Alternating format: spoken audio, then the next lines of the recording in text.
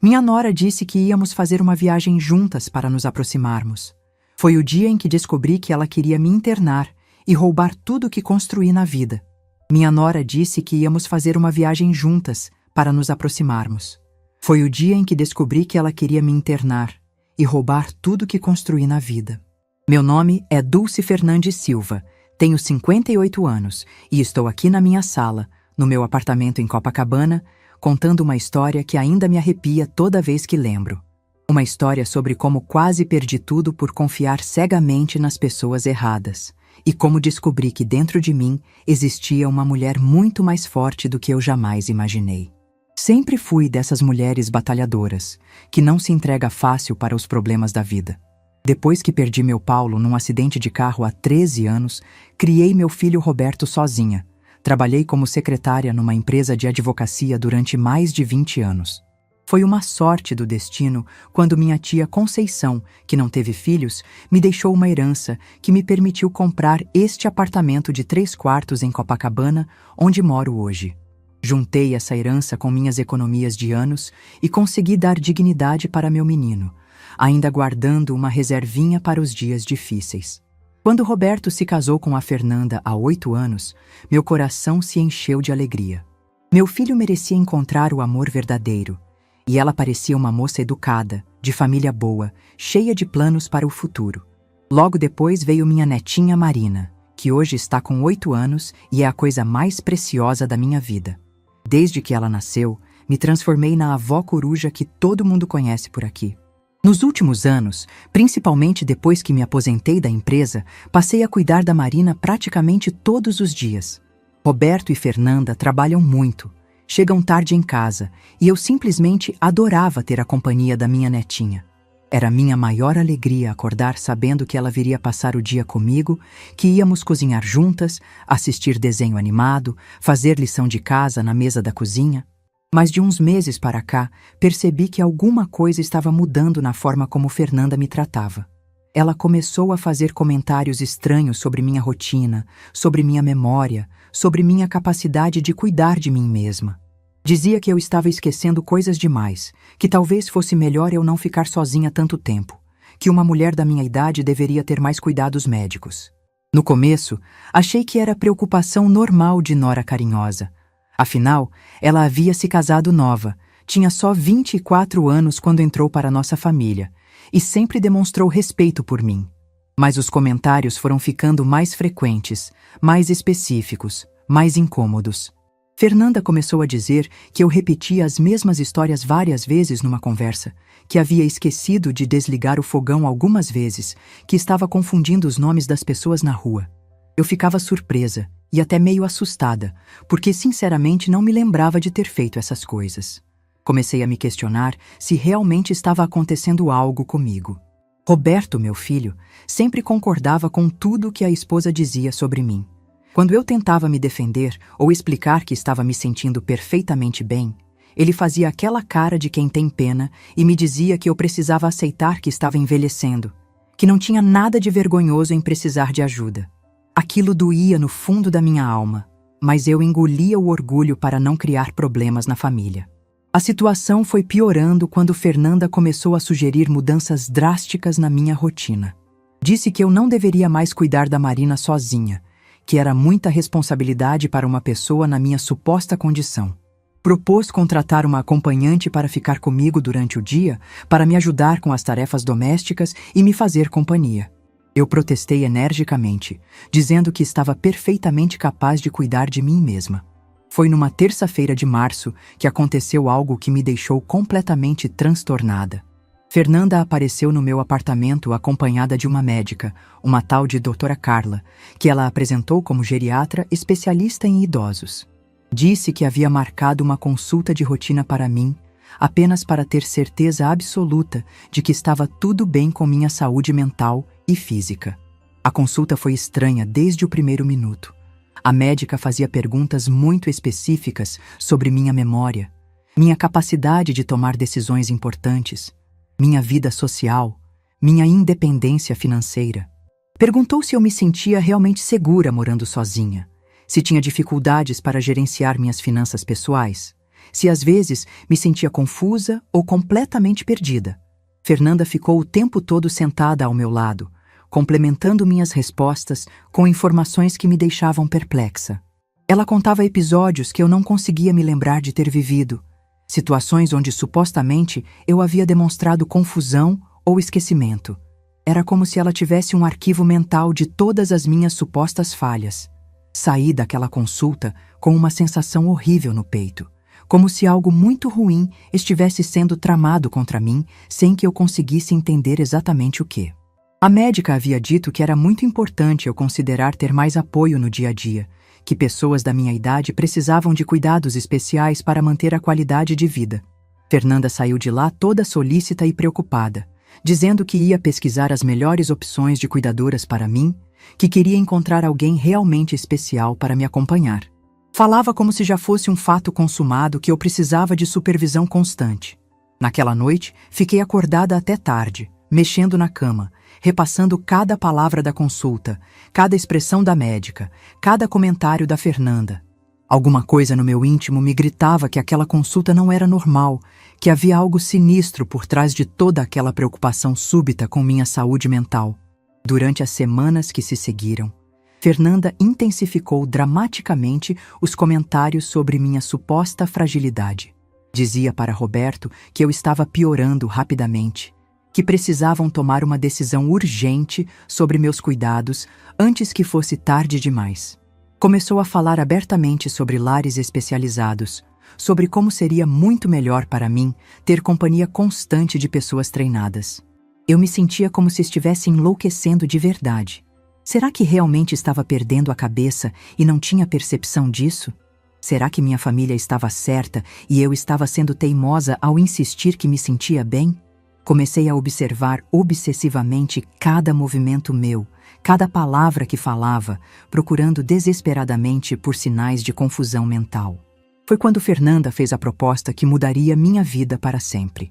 Uma viagem de fim de semana só nós duas, para conversarmos com calma absoluta sobre meu futuro e nos aproximarmos como nunca havíamos conseguido fazer.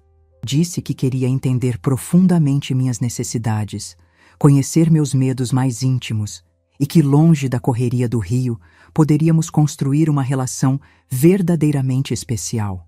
Confesso que fiquei genuinamente emocionada com a proposta. Sempre sonhei em ter uma relação próxima e carinhosa com a esposa do meu filho, e aquela viagem parecia a oportunidade perfeita para realizarmos esse sonho. Fernanda falou sobre um spa maravilhoso em Petrópolis, um lugar tranquilo e acolhedor onde poderíamos relaxar completamente, conversar sem pressa e planejar juntas os próximos passos da minha vida. Aceitei a proposta imediatamente, com o coração cheio de esperança e gratidão. Finalmente teria a chance de me aproximar verdadeiramente da minha nora, de esclarecer mal-entendidos, de mostrar que ainda era uma mulher lúcida e capaz. Arrumei uma malinha pequena com roupas confortáveis para 2 dias. Separei cuidadosamente meus remédios de pressão, coloquei meus documentos e cartão de débito na bolsa. Na manhã da partida, Fernanda chegou pontualmente no meu apartamento, dirigindo o carro dela, toda sorridente e carinhosa, como há muito tempo não demonstrava ser comigo. Disse que íamos parar para almoçar no caminho, que seria uma viagem gostosa e completamente relaxante. Entrei no carro confiante e animada, imaginando as conversas profundas que teríamos. O que eu não podia imaginar nem nos meus piores pesadelos era que estava entrando no carro que poderia mudar minha vida para sempre. Que aquela viagem não era para nos aproximarmos, mas para me afastar definitivamente de tudo que eu havia construído durante uma vida inteira de trabalho e sacrifício. Durante os primeiros quilômetros da viagem, Fernanda estava estranhamente animada, falando sobre como seria maravilhoso eu ter uma vida mais tranquila, como era importante aceitar ajuda quando necessário, como certas mudanças poderiam ser extremamente positivas para meu bem-estar e paz de espírito. Eu escutava tudo meio distraída, olhando a paisagem bonita pela janela, pensando em como seria a nossa conversa no spa, imaginando que finalmente teria a oportunidade de mostrar para ela que ainda era uma mulher forte e independente. Mas alguma coisa no tom de voz dela, na insistência excessiva com que falava sobre mudanças e aceitação, começou a despertar uma inquietação profunda no meu peito. Era como se ela estivesse me preparando psicologicamente para algo que eu ainda não conseguia compreender, mas que meu instinto começava a temer. Enquanto o carro seguia pela estrada, minha mente voltou para os primeiros anos após minha aposentadoria. Eu tinha tantos planos. Curso de inglês, aulas de dança, talvez algumas viagens para lugares que sempre sonhei conhecer. Mas Roberto e Fernanda sugeriram que eu me dedicasse a cuidar da Marina, já que eles trabalhavam muito. Aceitei de coração, porque minha netinha era tudo para mim. Os primeiros meses foram maravilhosos. Marina chegava cedo no meu apartamento, eu a levava para a escola, buscava no final da tarde, ajudávamos uma com a lição da outra. Éramos companheiras inseparáveis e eu me sentia útil, necessária. Mas aos poucos, Roberto e Fernanda começaram a depender demais da minha disponibilidade. Fins de semana inteiros, onde Marina ficava comigo porque eles tinham compromissos, feriados, onde eles viajavam me deixando responsável pela menina, reuniões de escola que só eu comparecia porque eles sempre tinham algo mais urgente. O que realmente me incomodou foi quando percebi que minha vida inteira passou a girar em torno de servir a família. Quando eu mencionava que gostaria de fazer um curso ou participar de um grupo da terceira idade, Fernanda sempre encontrava uma justificativa sobre por que Marina precisava mais de mim. Teve um episódio que me marcou profundamente. Era aniversário de 60 anos da Carmen, minha amiga mais antiga. Eu estava ansiosa há semanas, havia comprado roupa nova, estava animada para reencontrar pessoas queridas. Na manhã da festa, Fernanda me ligou em pânico dizendo que havia surgido uma reunião urgente no trabalho, que poderia definir uma promoção importante. Disse que eu era a única pessoa no mundo em quem ela confiava para deixar Marina, que era uma emergência que poderia prejudicar toda a carreira dela. Acabei cancelando meus planos, guardando a roupa nova no armário, passando o dia brincando com Marina enquanto meu coração sangrava de decepção. A partir daquele dia, comecei a perceber um padrão cruel. Sempre que eu demonstrava vontade de ter vida social própria, magicamente surgiam emergências familiares que exigiam minha presença. Era como se eles tivessem medo de que eu desenvolvesse interesses fora do círculo familiar. Fernanda passou a fazer comentários venenosos sobre minhas amigas, insinuando que pessoas da minha idade às vezes tinham influências negativas umas sobre as outras. Dizia que eu deveria ter cuidado com amizades que me incentivavam a ser egoísta, que família era o que realmente importava, que eu já tinha tudo o que precisava ali com eles. Roberto concordava com tudo que a esposa falava, e eu comecei a me sentir isolada dentro da minha própria família. Minhas opiniões eram desqualificadas como ideias de pessoa que não entendia o mundo moderno. Meus desejos eram tratados como caprichos de mulher idosa. Minha autonomia ia sendo corroída gradualmente. Foi nesse contexto que Fernanda começou a plantar as primeiras sementes sobre minha suposta necessidade de acompanhamento médico. Dizia que pessoas da minha idade deveriam fazer check-ups geriátricos regulares, que era fundamental prevenir problemas cognitivos antes que se tornassem irreversíveis. Parecia tão sensato que concordei sem questionar. Afinal, cuidar da saúde é importante, e ter uma nora preocupada com meu bem-estar parecia uma bênção. Como eu estava enganada sobre as verdadeiras intenções por trás de toda aquela solicitude. Depois da consulta estranha com a doutora Carla, Fernanda transformou completamente sua abordagem comigo. Passou a me tratar como se eu fosse uma boneca de porcelana prestes a se quebrar. Comentava constantemente sobre o que a médica havia recomendado, sobre como eu precisava aceitar certas limitações da idade. Dizia que não havia nada de vergonhoso em reconhecer quando precisamos de ajuda, que família verdadeira era aquela que tomava decisões corajosas pensando no bem-estar de todos. Falava sobre cuidadoras especializadas como se fossem anjos salvadores enviados do céu. Comecei a questionar minha própria percepção da realidade. Será que realmente estava esquecendo coisas importantes? Será que minha família estava percebendo sinais de declínio que eu me recusava a enxergar? A insegurança foi tomando conta de mim, e passei a desconfiar das minhas próprias capacidades. Durante esse período sombrio, Fernanda intensificou sua campanha.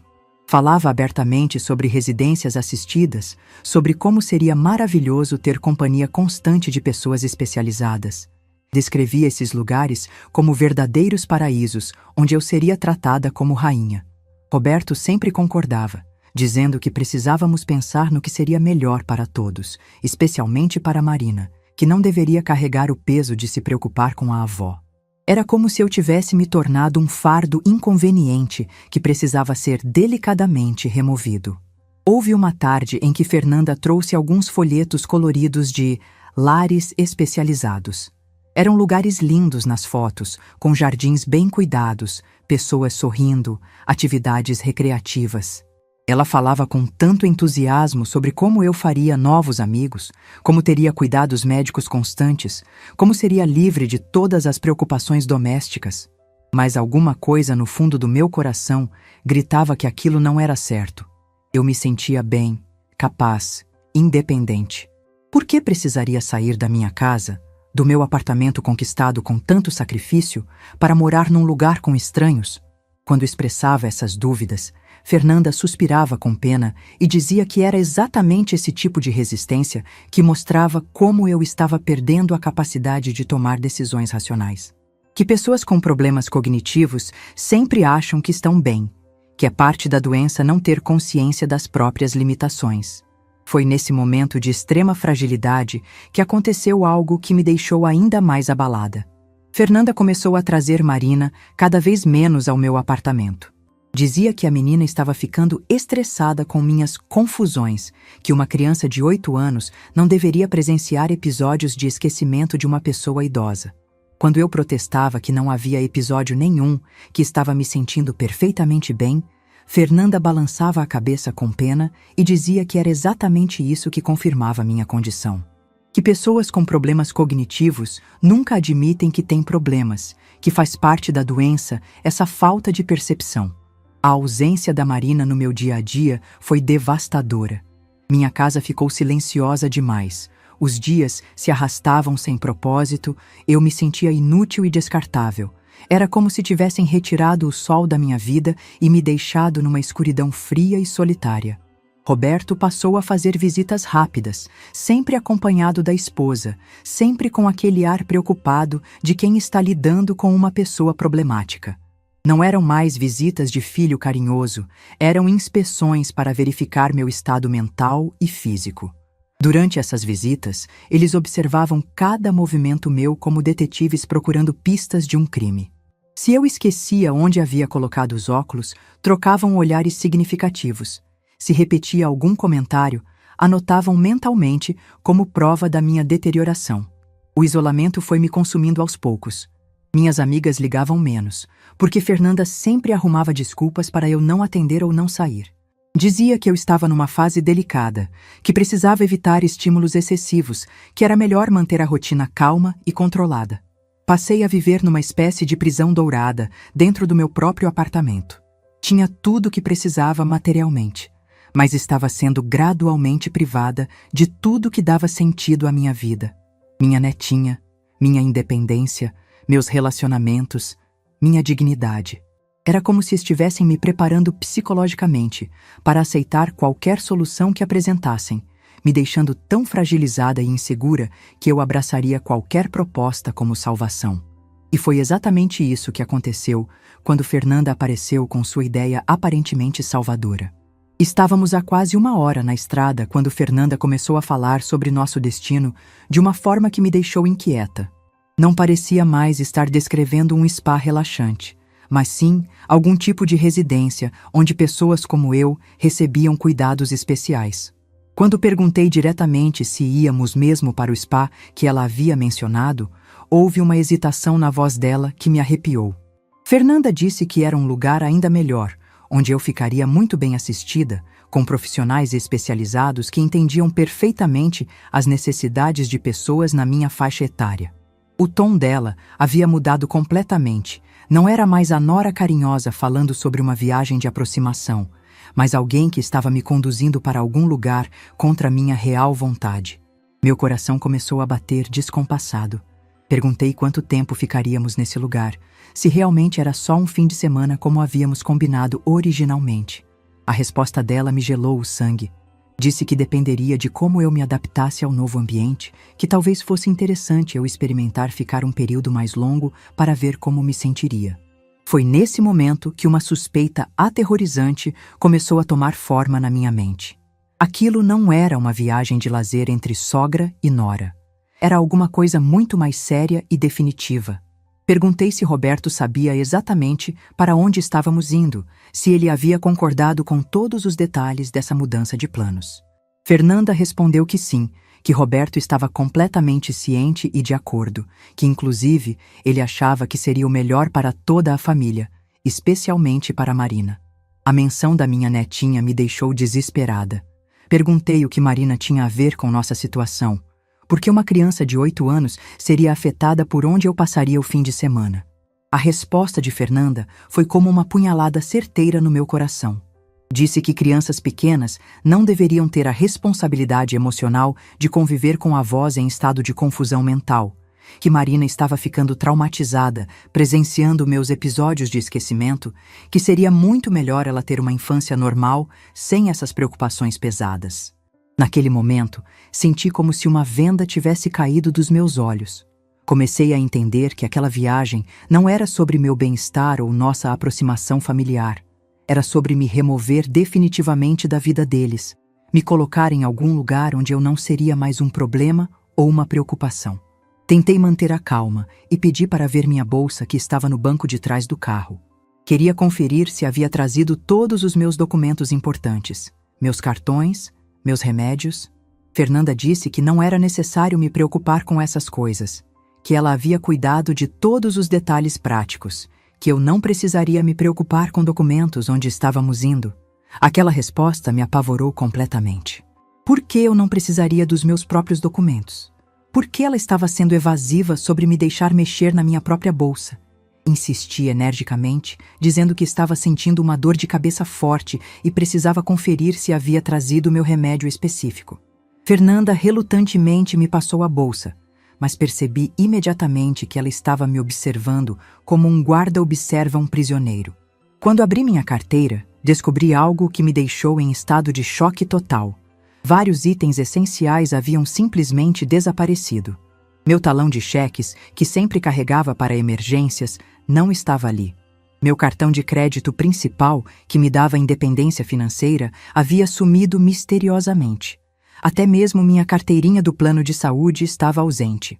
Perguntei onde estavam essas coisas, e Fernanda disse com falsa preocupação que eu provavelmente havia esquecido em casa, que isso só confirmava como realmente estava precisando de supervisão.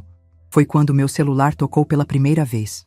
Era Roberto ligando, e o nome dele aparecendo na tela me encheu de uma esperança desesperada. Fernanda imediatamente fez um gesto firme para que eu não atendesse, dizendo que ele provavelmente estava ligando apenas para saber se estávamos bem na estrada, que ela conversaria com ele mais tarde. Mas alguma coisa no tom urgente das ligações consecutivas me alertou de que Roberto não estava fazendo uma ligação de rotina. Eram chamadas insistentes, desesperadas, como de alguém que estava tentando me alcançar para algo muito importante. Mesmo sem atender, consegui escutar parte de um recado que ele deixou na secretária eletrônica. A voz do meu filho estava alterada, nervosa, como se ele estivesse em pânico total. Consegui captar fragmentos de palavras que me deixaram aterrorizada. Ele falava sobre ter descoberto alguma coisa, sobre eu não poder ir para lugar nenhum sem falar com ele primeiro, sobre documentos que havia encontrado. Pedi insistentemente para Fernanda parar o carro para eu retornar à ligação do meu filho. Uma mãe sempre sabe quando algo está errado com seu filho, e Roberto claramente estava desesperado, tentando me comunicar algo urgente. Mas ela se recusou categoricamente, dizendo que não era necessário, que podíamos resolver qualquer mal-entendido quando chegássemos ao destino. O celular continuou tocando incessantemente, e Fernanda estava ficando visivelmente nervosa e irritada. Disse que Roberto às vezes ficava ansioso demais com coisas bobas, que ele já sabia perfeitamente de todos os nossos planos, que eu não deveria me preocupar com telefones quando deveria estar relaxando durante nossa viagem. Mas eu não conseguia mais fingir que estava relaxada. Cada toque do telefone aumentava minha certeza de que algo estava terrivelmente errado. Fernanda finalmente parou num posto de gasolina, mas não para eu atender Roberto, e sim porque ela precisava abastecer o carro e usar o banheiro. Assim que ela desligou o motor, Roberto ligou novamente. e dessa vez consegui atender antes que ela pudesse me impedir. A voz do meu filho explodiu desesperada no telefone. Ele gritava para eu sair do carro imediatamente, que Fernanda estava me levando para um lugar terrível, que eu estava em perigo real e precisava fugir. Roberto me contou, chorando no telefone, que havia descoberto uma pasta inteira escondida na gaveta da Fernanda com documentos sobre minha suposta internação numa clínica psiquiátrica.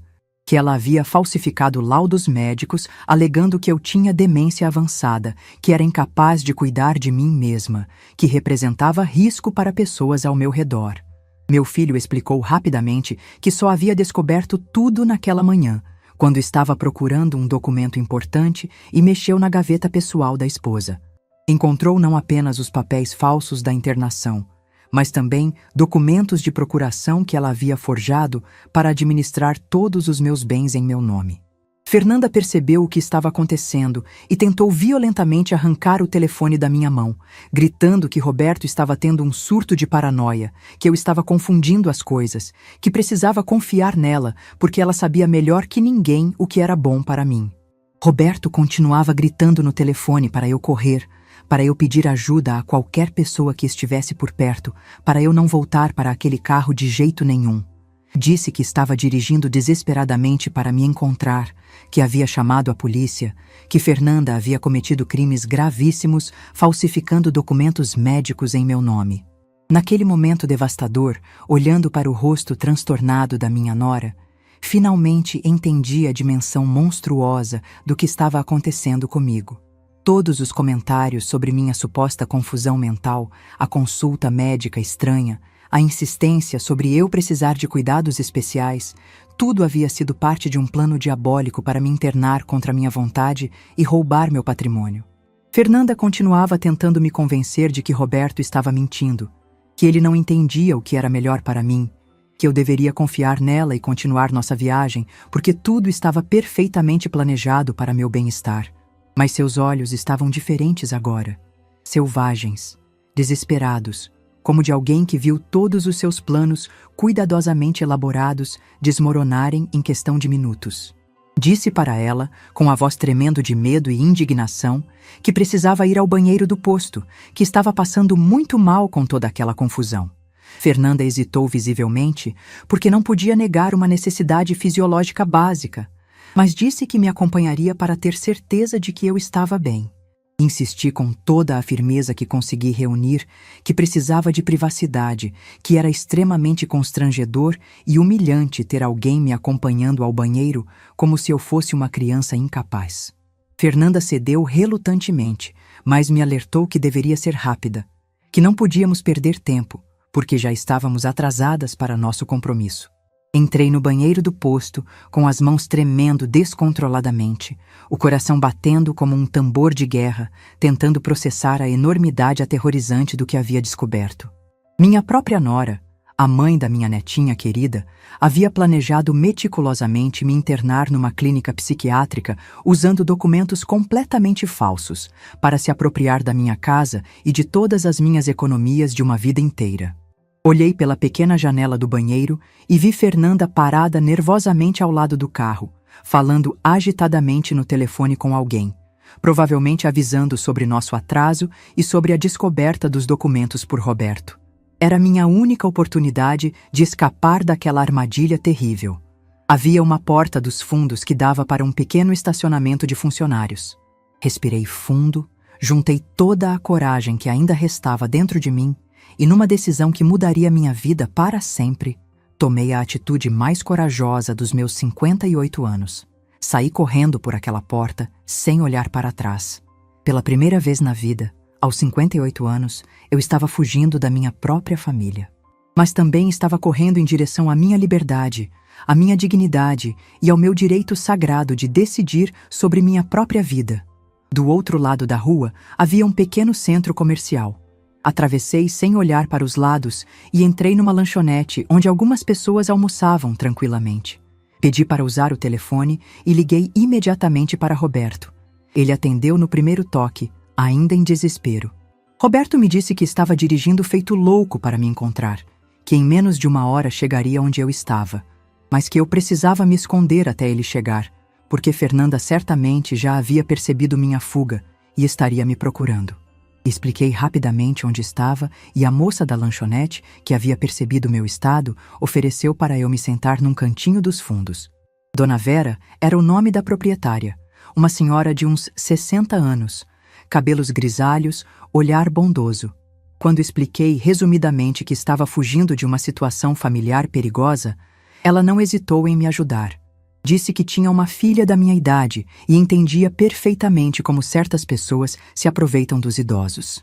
Enquanto esperava Roberto chegar, Dona Vera me ofereceu um café quente e me deixou usar o telefone dela para fazer algumas ligações importantes. A primeira foi para minha vizinha mais próxima, Carmen, aquela mesma amiga cujo aniversário eu havia perdido. Expliquei rapidamente a situação e pedi para ela ficar de olho no meu apartamento. Carmen ficou horrorizada quando contei sobre os documentos falsos e o plano de internação. Disse que sempre achou Fernanda meio estranha, muito interessada em saber sobre minhas finanças e meus bens. Me contou que algumas vezes havia visto Fernanda conversando com pessoas estranhas na portaria do prédio, apontando para a janela do meu apartamento. A segunda ligação foi para Dr. Mendes, o advogado da empresa onde trabalhei por tantos anos. Ele sempre foi uma pessoa em quem confiei e que conhecia minha situação financeira. Quando expliquei sobre os documentos forjados, ele ficou indignado e disse que isso era crime grave, que eu precisava fazer um boletim de ocorrência imediatamente. Dr. Mendes me orientou a procurar a delegacia mais próxima assim que Roberto chegasse. Disse que falsificar documentos médicos para internação forçada era crime de cárcere privado e estelionato, que Fernanda poderia pegar vários anos de prisão. Me tranquilizou dizendo que eu estava fazendo a coisa certa ao fugir. Foram os 40 minutos mais longos da minha vida, esperando Roberto aparecer. Dona Vera ficou o tempo todo conversando comigo, me acalmando, contando sobre situações parecidas que já havia presenciado. Disse que, infelizmente, era comum pessoas se aproveitarem de idosos, especialmente quando havia patrimônio envolvido. Foi ela quem me fez entender que eu não era a primeira pessoa a passar por isso. Contou sobre um senhor que frequentava a lanchonete, cujos filhos haviam tentado interná-lo para ficar com a pensão dele. Sobre uma senhora que a própria nora havia convencido a assinar procurações que depois foram usadas para vender a casa dela. Quando Roberto finalmente chegou, estava com o rosto vermelho, suando, claramente em estado de choque. Me abraçou forte e pediu perdão várias vezes, dizendo que nunca imaginou que Fernanda fosse capaz de uma coisa dessas, que só havia descoberto tudo por acaso, mexendo numa gaveta que ela sempre mantinha trancada. Roberto me contou detalhes que me deixaram ainda mais apavorada. Fernanda havia falsificado não apenas laudos médicos, mas também minha assinatura em documentos de procuração. Havia até mesmo forjado uma declaração de um vizinho dizendo que eu representava perigo para mim mesma e para outros moradores do prédio. Meu filho me mostrou fotocópias dos documentos que havia encontrado. Era um dossiê completo sobre minha suposta incapacidade mental, com datas, horários, situações inventadas onde eu teria demonstrado confusão. Fernanda havia construído um caso falso muito detalhado contra mim, planejando tudo há pelo menos 6 meses. O que mais me chocou foi descobrir que ela já havia visitado a clínica onde pretendia me internar. Havia fotos dela conversando com funcionários, papéis com valores mensais, até mesmo um cronograma de como seria feita minha adaptação ao local. Tudo planejado friamente, como se eu fosse um objeto a ser descartado.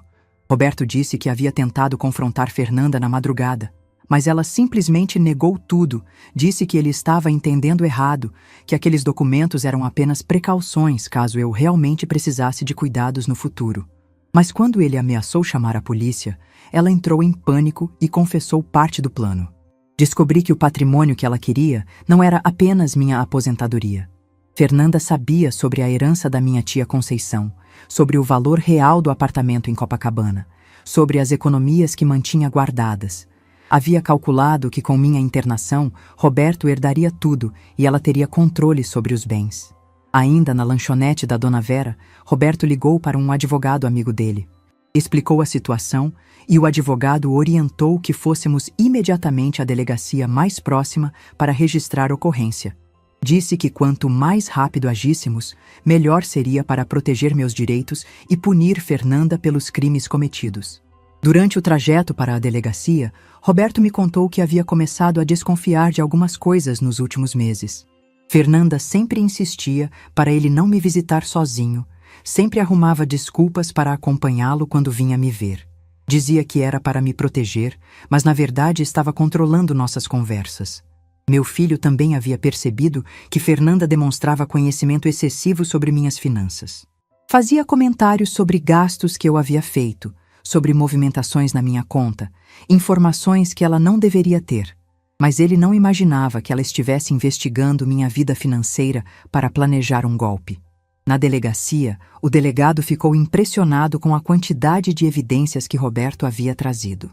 Disse que casos de estelionato contra idosos estavam se tornando cada vez mais comuns, mas raramente tinha visto um esquema tão elaborado e cruel. Fernanda havia cometido múltiplos crimes e poderia pegar uma pena pesada. O delegado me orientou sobre os próximos passos. Seria necessário fazer exames médicos para comprovar minha sanidade mental, contradizendo os laudos falsos que Fernanda havia produzido. Também precisaria conseguir testemunhas que atestassem minha capacidade mental nos últimos meses. Carmen, minha vizinha, veio à delegacia no mesmo dia para dar seu depoimento. Contou sobre nossas conversas normais, sobre como eu sempre demonstrei lucidez total, sobre como Fernanda tentava me isolar das amizades. Seu testemunho foi fundamental para comprovar que eu estava sendo manipulada. Doutor Mendes também veio prestar depoimento, falando sobre minha competência profissional ao longo de anos, sobre minha capacidade de gerenciar assuntos complexos no escritório. Disse que uma pessoa com problemas cognitivos jamais conseguiria desempenhar as funções que eu exercia até me aposentar. Enquanto isso, a polícia foi até o posto onde tudo aconteceu para procurar Fernanda. Mas ela havia desaparecido completamente. Abandonou o carro no posto e sumiu, provavelmente percebendo que seu plano havia sido descoberto e que seria presa se permanecesse na região. Roberto ficou destroçado ao perceber que havia se casado com uma criminosa, que havia sido enganado durante anos por uma mulher que planejava friamente me roubar e destruir nossa família. Disse que nunca mais conseguiria confiar em ninguém da mesma forma, que se sentia culpado por não ter percebido os sinais. Naquela noite, voltei para meu apartamento em Copacabana, acompanhada de Roberto e Carmen. Nunca havia me sentido tão grata por estar na minha própria casa, na minha própria cama, livre para tomar minhas próprias decisões. A sensação de liberdade era indescritível depois de ter estado tão perto de perdê-la para sempre. Mas sabia que aquela era apenas o começo de uma nova fase da minha vida. Fernanda havia me mostrado o quanto eu era vulnerável vivendo sozinha, o quanto pessoas mal intencionadas podiam se aproveitar da confiança de uma mulher idosa. Precisaria reconstruir minha vida de uma forma mais segura e protegida. O mais importante era que eu havia descoberto algo sobre mim mesma que não sabia que existia. Coragem para lutar pelos meus direitos, força para enfrentar pessoas que tentavam me prejudicar, inteligência para escapar de uma armadilha que poderia ter destruído minha vida completamente. Aos 58 anos, havia aprendido que nunca é tarde para se defender. Nunca é tarde para dizer não. Nunca é tarde para recomeçar quando as pessoas tentam nos derrubar. 3 meses se passaram desde aquele dia terrível na estrada. 3 meses que mudaram completamente minha perspectiva sobre família, confiança e minha própria força. Hoje, sentada aqui na minha sala, posso dizer que sou uma mulher completamente diferente da que entrou naquele carro acreditando numa viagem de aproximação. Os primeiros dias após a descoberta foram os mais difíceis. Não conseguia dormir direito, qualquer barulho me assustava, ficava verificando as fechaduras várias vezes antes de dormir. O trauma de ter sido traída pela própria família mexeu comigo de uma forma que não esperava.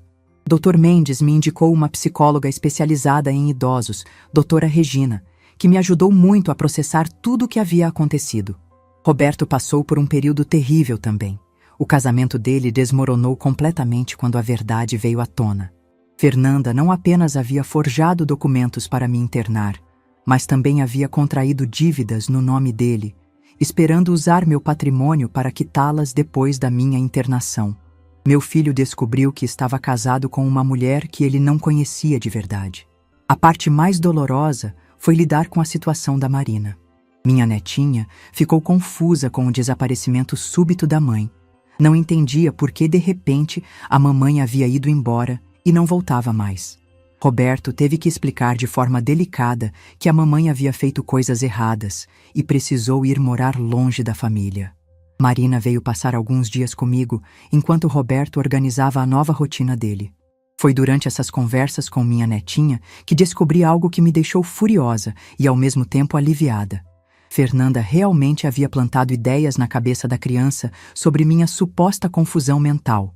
Dizia para Marina que vovó estava ficando esquecidinha e que ela não deveria contar para mim certas coisas para não me deixar triste. Descobri que Fernanda instruía Marina a observar e relatar meus comportamentos. Pedia para a menina contar se vovó havia esquecido alguma coisa, se havia repetido alguma história, se havia feito algo estranho. Estava usando minha própria neta como espiã para construir o caso falso contra mim. A maldade dessa mulher não tinha limites. Felizmente, Marina é uma criança inteligente e começou a entender que a mãe estava mentindo sobre mim. Disse que nunca havia me visto confusa ou esquecida, que eu sempre lembrava de tudo e contava as melhores histórias. O testemunho inocente da minha netinha foi um alívio enorme para mim. Fernanda simplesmente desapareceu depois que tudo foi descoberto. Roberto tentou entrar em contato com ela várias vezes, principalmente por causa da Marina, mas ela nunca mais respondeu. Mudou de telefone, saiu do trabalho e ninguém soube dizer para onde foi. Era como se nunca tivesse existido na nossa vida. Dr. Mendes nos orientou sobre as opções legais, mas decidimos não mover processos. Roberto queria se livrar de qualquer ligação com Fernanda o mais rápido possível, e eu só queria paz. Às vezes, a melhor justiça é simplesmente seguir em frente e reconstruir a vida. Durante esse período, minha relação com Roberto se fortaleceu de uma forma que não esperávamos. Meu filho se sentiu responsável por ter trazido aquela mulher para nossa família e passou a me visitar todos os dias. Conversávamos sobre tudo. Ele me pedia conselhos sobre como criar Marina sozinho, sobre como reconstruir a vida após uma traição tão brutal. Roberto vendeu a casa onde morava com Fernanda e se mudou para um apartamento menor, mais próximo do meu.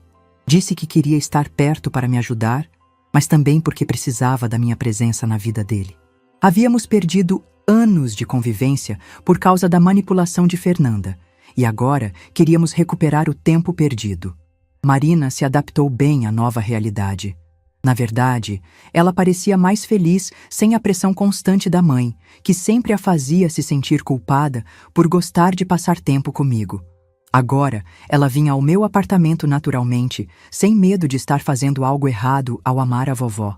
Comecei a frequentar a terapia com a doutora Regina 2 vezes por semana. Ela me ajudou a entender que eu não era culpada de nada, que havia sido vítima de uma pessoa manipuladora. Me ensinou técnicas para lidar com a ansiedade que ficou após o trauma. E principalmente me ajudou a recuperar a confiança em mim mesma. Uma das coisas mais importantes que aprendi na terapia foi a diferença entre ser gentil e ser ingênua. Sempre fui uma pessoa bondosa, que via o melhor nas pessoas, e isso não era defeito. O problema era não ter estabelecido limites claros, não ter questionado comportamentos suspeitos, não ter confiado nos meus instintos quando algo parecia errado. Doutora Regina me ensinou sinais de alerta para manipulação, isolamento gradual das amizades, questionamento constante da capacidade mental, controle disfarçado de cuidado, uso de outros membros da família para validar comportamentos abusivos. Conhecimentos que toda pessoa da minha idade deveria ter. Voltei a cultivar minhas amizades antigas. Carmen se tornou uma companheira ainda mais próxima. Passamos a tomar café juntas todas as tardes, conversando sobre a vida e nos apoiando mutuamente. Ela sempre diz que minha experiência a alertou para ficar mais atenta com a própria família. Retomei os planos que havia abandonado por causa da manipulação de Fernanda. Me inscrevi num curso de pintura em tela, coisa que sempre quis fazer. Comecei a participar de um grupo da terceira idade na igreja do bairro. Voltei a ter vida social própria, independente da aprovação ou desaprovação de qualquer pessoa. O mais gratificante foi perceber que Marina ficou orgulhosa da vovó corajosa. Ela conta para as amiguinhas na escola como sua avó foi esperta e fugiu de uma situação perigosa. Para ela, eu me tornei uma espécie de heroína, uma mulher forte que não se deixou enganar completamente. Roberto também mudou sua forma de me ver. Parou de me tratar como uma senhora frágil que precisava de proteção constante e passou a me respeitar como a mulher independente que sempre fui. Pede minha opinião sobre decisões importantes, reconhece minha experiência de vida, valoriza minha sabedoria. Descobri que Fernanda havia deixado várias dívidas para trás. Cartões de crédito no nome do Roberto, empréstimos que ela fez sem ele saber, contas atrasadas que apareceram depois que ela sumiu. Meu filho teve que gastar suas economias para quitar tudo e limpar o nome dele. Foi doloroso ver Roberto passando por dificuldades financeiras por causa daquela mulher, mas me ofereci para ajudá-lo e ele aceitou. Usei parte das minhas economias para que ele pudesse recomeçar com dignidade. Afinal, família é isso, estar presente nos momentos difíceis. Durante os meses seguintes, fomos descobrindo outras mentiras que Fernanda havia contado. Ela nunca teve o emprego que dizia ter. Inventava compromissos para sair de casa, mentia sobre onde passava o tempo.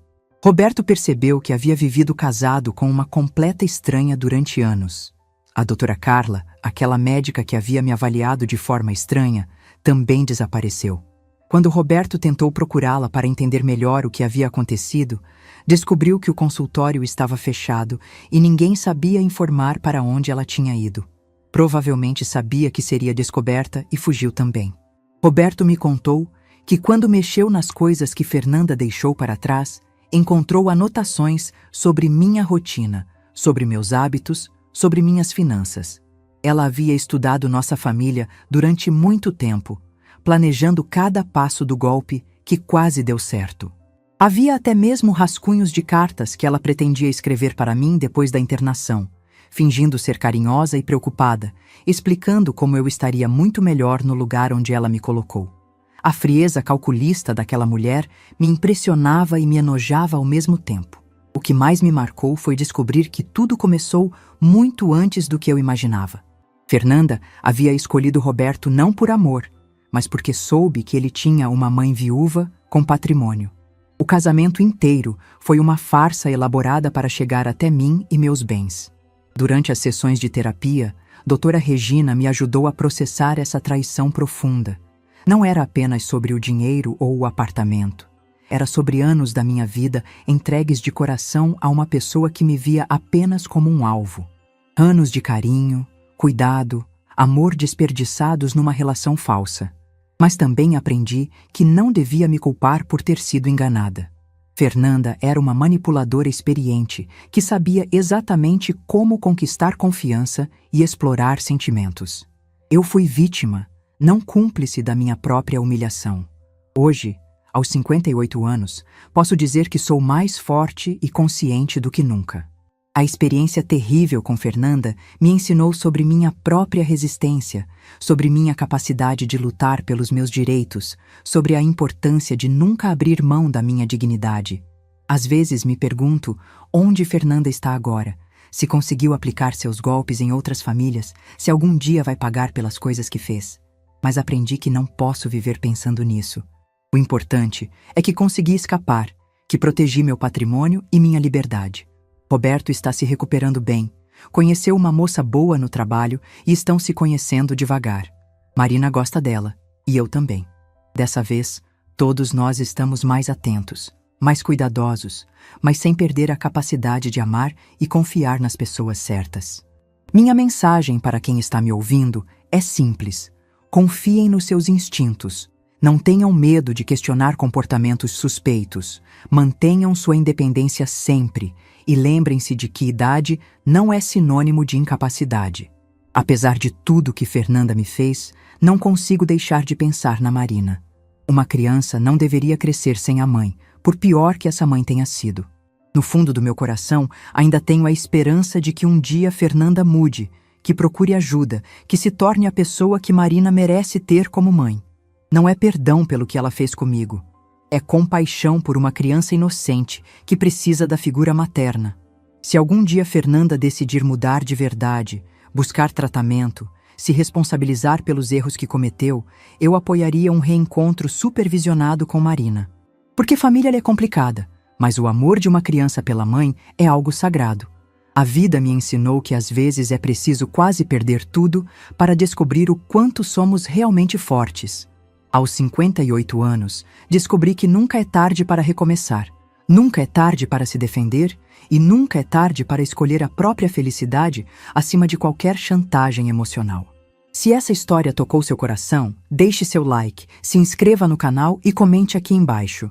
No meu lugar, o que você faria? Sua mensagem pode iluminar o dia de alguém.